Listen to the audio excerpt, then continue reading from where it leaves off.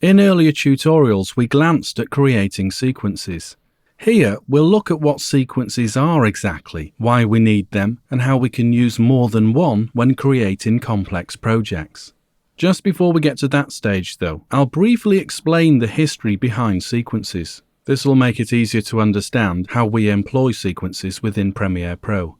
Historically or traditionally, working with analog footage, editing the physical film was called cutting. And this was because the film editor literally did that. He or she physically cut the film at the in and out points required. This was repeated numerous times, so that the original film was cut into often hundreds of short, clipped sections.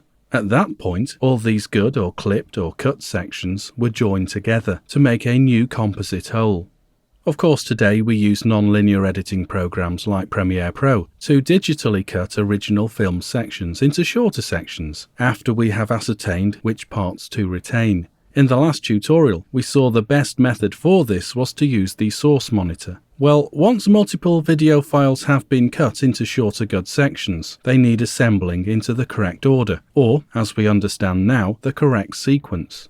And it's at this point we need to create our first sequence. You can create a new sequence prior to using the source monitor to trim the videos, but at some point you will need a sequence to place the clips in the order that you wish them to run. So I've got this sequence here set already, but to quickly go through the process from scratch, I'll remove it by selecting it first of all and hitting delete on my keyboard. Okay, so now let's walk through the simple process again of creating a new sequence.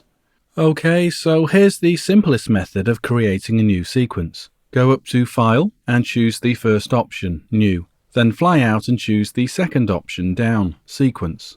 Notice the shortcut is Ctrl+N.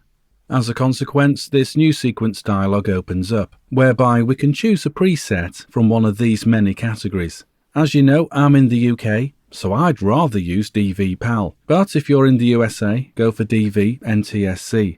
Or indeed you can choose any of those other option categories too.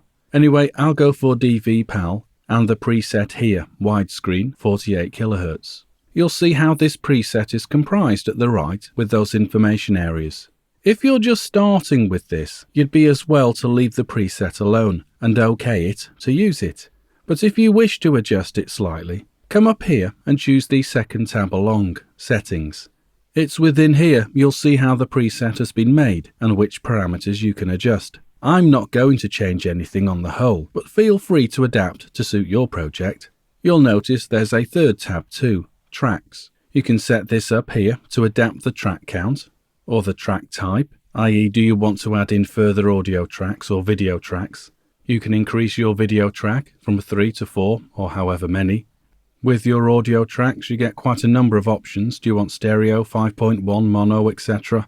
You can also rename your tracks. So instead of that one being called Audio 4, you could call it SFX, short for sound effects. So once you are happy, you can change here, as we've seen, and once you are done, you need to click here to save this as part of the preset.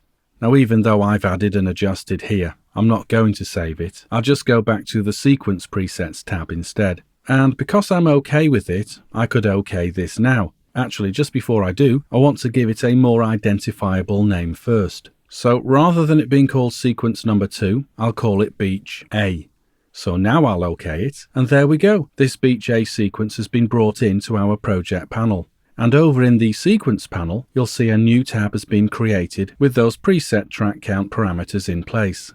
Okay, now I'm going to finish up for this tutorial, and in the following tutorial we'll look at using the source monitor to trim sections to place on our timeline, and also how to implement multiple sequences. Remember, I did say we could create a new sequence prior to trimming within the source monitor,